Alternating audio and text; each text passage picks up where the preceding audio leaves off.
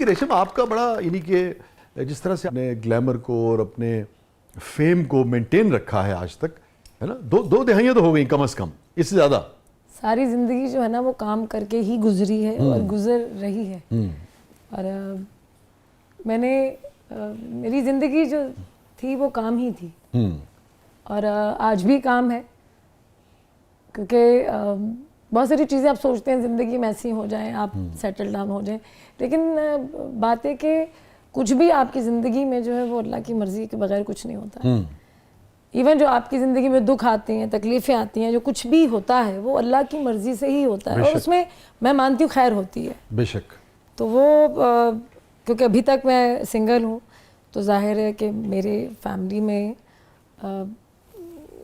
मैं खुद कमाती हूँ, खुद ही सारा अपना चीज़ें कर रही होती हूँ। तो अभी तक कोई ऐसा शख्स, ऐसा इंसान मेरी ज़िंदगी में नहीं आया जो जैसे मेरी शादी होती, निकाह होता, जो मुझे कहता कि अब आप रेस्ट करो, बस करो, बाकी जो चीज़ें हैं मैं करूँगा। मगर ये मेन बात जो मैं कहना चाह रही हूँ वो ये है कि एक मर्द की जो कमाई है ना, वो मेरे हिस्से में नहीं आई, वो मेरी नसीब में नहीं आई।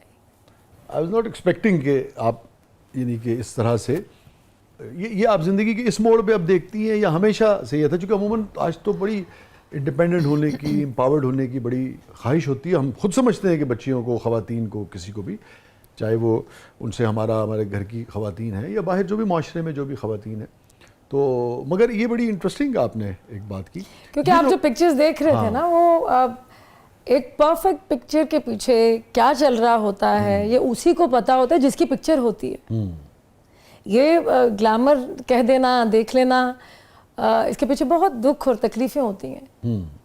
हर हर हर आर्टिस्ट, हर स्टार के जो हिस्से में आती हैं, बहुत सारी चीज़ों से गुजर के आपको वहाँ तक पहुँचना होता है, ये ऐसे नहीं मिल जाती आपको। मगर आपके अंदर अभी ख्वाहिश है कि आप जैसे कहें, अगर आपके मुताबिक मैं कह रहा हूँ कि बस मैं घर देखूँ और कोई और जो है वो अपना ये जो कमाने खाने की जिम्मेदारी, नहीं सिर्फ घर ना देखूँ, वो मुझे एक ऐसा इंसान चाहिए, जो मैं पहले भी बहुत दफ़ा कह चुकी हूँ, जो मुझे कहे कि ये ढेर सारे पैसे हैं, जाओ बांटो, तकसीम करो, लंगर बनाओ, और मैं रोज़ लंगर बनाना चाहती हूँ। आपका लंगर मशहूर भी बहुत हुआ माशाल्लाह, लोग बहुत उसे उसको देखते भी हैं, उसकी पजीराई भी करते हैं, सराहते भी हैं उसे। जी जी, इस लंगर के पीछे कुछ बैड कैंपेन्स भी चली, तो क्योंकि मेरा मानना है, मेरा ये सोचना है कि जिनकी ज़िंदगी में गुड कैंपेन्स फेल हो जाती हैं, तो वो फिर आपकी ज़िंदगी में वो नेगेटिविटी लाते हैं, ट्रांसफ़र करते हैं।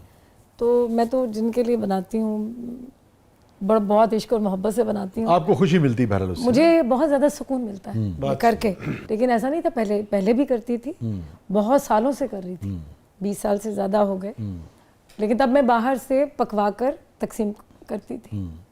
तो मेरा दिल था कि घर की आंच पे बने और अपने हाथों से क्यों ना बनाया जाए।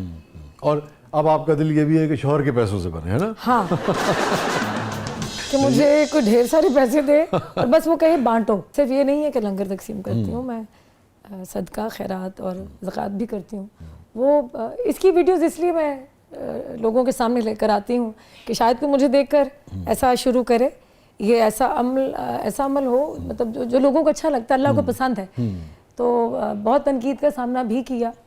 तो मैंने कहा जब मैं स्टार थी तो लोग कभी कोई बात नहीं करते थे, वो क्या कहते हैं कि हम शरीफ क्या हुए, अच्छा पूरा शहर तो वो खैर मुझे फिर मैं अपने वो लगी रहती हूँ, मुझे किसी की कोई बात इस चीज़ से हटा नहीं सकती। अभी गुफ्तगू भी हो रही है रेशन साहिबा, अब ये भी बता दें कि फिर क्यों नहीं की अभी तक शादी, क्योंकि ये सब इंतज़ार में है। मैं खुद इंतजार में हूँ मेरी शादी कब होगी और कैसे होगी। अच्छा, और किससे होगी है? ये ना अब जो दौर जिसमें हम जी रहे हैं, सांस ले रहे हैं, बहुत ज़्यादा मुश्किल तरीन है। मैं जो इर्द गिर्द देखती हूँ लोगों को, शादी बहुत तेज़ी से टूट रही है। माँ बाप भी अब इस बात पे सोचने पे, जो लोग इर्द गिर्द देख रही हूँ, कि वो कहते हैं कि मतलब बेटी को हमने एक गोरा रंग दे के लड़के से ब्याह दिया और वहाँ पे उसको मार भी पड़ी, और उसको फिर जब तलाक मिली तो वो अपना अगर केस भी करेगी जाके अदालत में कि मुझे इंसाफ नहीं मिल रहा, तो उस केस करने के लिए भी तो आपको पैसे चाहिए ना साथ। जब औरत अपने मतलब पैरों पे खड़ी हो जाती है, मजबूत हो जाती है, तो वो मजबूत होने के बाद फिर वो अपने हक के लिए लड़ना जानती है। और आज की औरत को आज इस दौर में बड़ा मुश्किलात का सामना है। शादी मैं देख रही हूँ वहाँ टूटती है जहाँ पे औरत अपने हक की बात करती है, और औरत जब क्या कहना चाहिए, औरत को आज की औरत को बोलना आ गया है। तो अभी मैं जो आपकी बात से समझ पाया, अगर आप ये कह रही है कि ये जो रिश्ते टूटने लगे हैं, इसका खौफ भी आप को रहता है और इस वजह से भी कोई रिश्ता नहीं बन पाया? नहीं, कुछ सालों से तो है, क्योंकि जब आपका नाम बन जाता है तो आपको बहुत सारी चीज़ें सोचनी पड़ती हैं। हाँ, हर वक्त आप लाइमलाइट में रहते हैं ना। हर मैं वक्त ऐसा रिश्ता तो spotlight आप कभी पे बनाना रहती नहीं चाहूँगी कि कोई आए और थोड़ी सी देर मेरे साथ अपना नाम जोड़े और वो एक खबर बनेगी, जाहिर है एक दिन के लिए तो वो बनेगी कि रेशम की शादी इनसे हुई है, तो वो उसके बाद वो लाइमलाइट ले और वो चला जाए।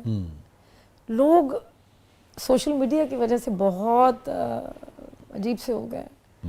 तो रेशम, कोई इस सारे सफ़र में यानी कितना स्टारडम आपने देखा और अभी भी देख रही हैं यकीनन, मेरे कहने का मतलब है कि मुस्तकिल एक लाइमलाइट में आप रही ना, और इतने सारे कोलीग्स होते हैं, इतने सारे लोग होते हैं, डायरेक्टर्स हैं, को एक्टर्स हैं, प्रोड्यूसर्स हैं, और भी इतनी जगह आप मूव करती हैं, कोई तकरीबात हैं, फिर ख़ानदान होता है, दोस्त अहबाब होते हैं, इंसानी शख्सियत के कई पहलू हैं ना, बेशुमार रिश्तों से वो बंधा होता है। कभी कोई किसी ने, ये तो मुझे नहीं समझ में आता कि किसी ने कभी आपको प्रपोज ना किया हो, ये मुझे नहीं लगता कि ऐसा नहीं होगा, मगर कभी कोई जैसे कहते हैं ना, कोई अच्छा भी नहीं लगा ज़िंदगी में, कभी कोई नज़दीक भी नहीं आ सका कि हाँ भाई कोई रिश्ता नहीं, किसी से बनाया जा सके, या अच्छे, और ये मुमकिन भी है कि कभी ज़िंदगी में कोई अच्छा ही नहीं लगा जब आप मैच्योर हो जाते हैं तब अच्छा लगना ज़रा मुश्किल हो जाता है। है, क्योंकि वो कच्ची उम्रों के दिन कितने कच्ची अच्छे उम्रों होते हैं में ना, वो जेड़ा मिलने अच्छा लग रहे होता है।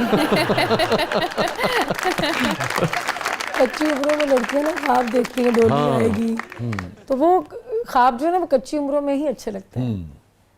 तो वो कई लोगों के ख्वाब पूरे हो जाते हैं, कई लोगों के ख्वाब जो हैं वो अधूरे रह जाते हैं। तो ऐसा नहीं है, बहुत बार फ़ोन पर मेरी राब्ता हुआ, बात हुई। अब तो फ़ोन पे बात करने से भी आपको डर लगता है, क्योंकि आपकी रिकॉर्डिंग होती है।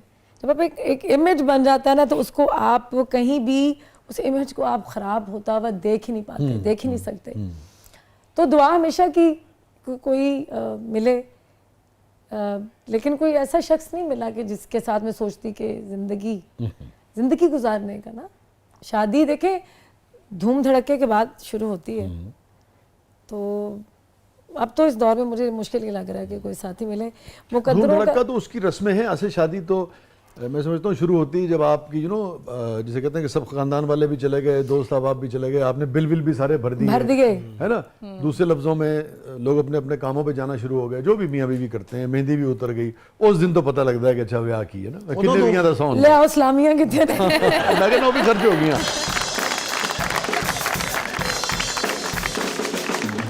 ये फरमाइए, अगर मैं आपसे ये पूछूं कि चलिए ये बताइए कि क्या वजह है, आप क्या समझती हैं? होता ना कि भाई बिल्कुल इत्तेफाक रहा, या बाज़ औक़ात ये होता है कि कुछ लोग के बारे में इंसान सोचने लगता है मगर फिर उनका रूप बदल जाता है, बाज़ औक़ात हालात बदल जाते हैं, बाज़ औक़ात कोई और चीज़ें रास्ते में आ जाती हैं। एक दूसरे आप ये भी बताइए कि कौन सी 5 क्वालिटीज़ आप समझती हैं कि अच्छा भाई रेशम साहबा जो समझती हैं कि उसको लाइफ पार्टनर होना चाहिए, उस लाइफ पार्टनर में कौन सी 5 चीज़ें होनी चाहिए? मैं एक वो कतील शफाई साहब का जो शेर है मशहूर ज़माना, किसका चेहरा कतील पढ़ते हम, किसका चेहरा कतील पढ़ते हम, लोग ओढ़े हुए नकाब मिले।